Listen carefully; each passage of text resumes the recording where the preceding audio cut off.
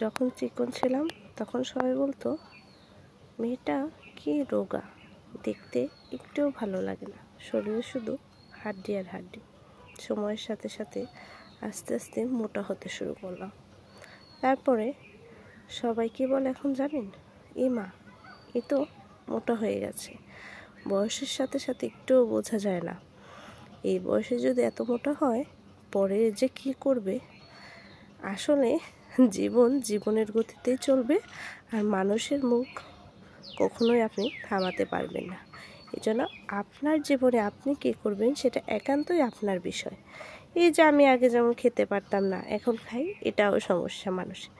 যাই হোক, এত কিছু বাদ দিয়ে চলুন আজকে একটা মজার ডিমের বড়ার রেসিপি করি, যেটা দিয়ে আপনি আপনার মন মতো 1 প্লেট ভাত খেতে পারেন।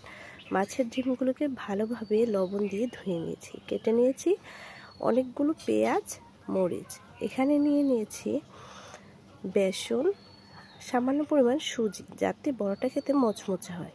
এরপরে দিয়ে দিয়েছি হলুদের গুঁড়া, শুকনো লঙ্কা গুঁড়া, ধনিয়ার গুঁড়া, আর কেটে রাখা অনেকগুলো পেঁয়াজ, মরিচ, আর হ্যাঁ, পরিমাণ মতো লবণ কিন্তু দিতেই হবে।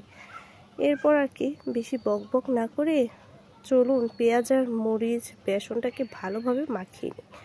মাখানো হয়ে গেলে দিয়ে দিয়েছি লবণ দিয়ে ধুয়ে রাখা ডিমটা।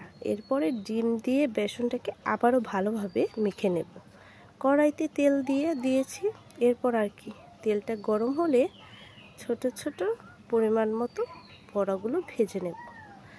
এই ডিমের বড়াটা সত্যি ভাত দিয়ে খেতে যে এত পরিমাণ টেস্ট লাগে, আমার তো এরকম বড়া হলে আর কিছুই সঙ্গে লাগে না। তবে হ্যাঁ, আমি আবার একটু বড়া লাভার, তো আমার সব ধরনের বড়া খুবই ভালো লাগে। তবে হ্যাঁ, সবাই কিন্তু একবার হলেও এইভাবে ডিমের বড়া ট্রাই করবেন। Thank you. আর ভিডিওটা কেমন লাগলো অবশ্যই কমেন্টসে জানাবেন।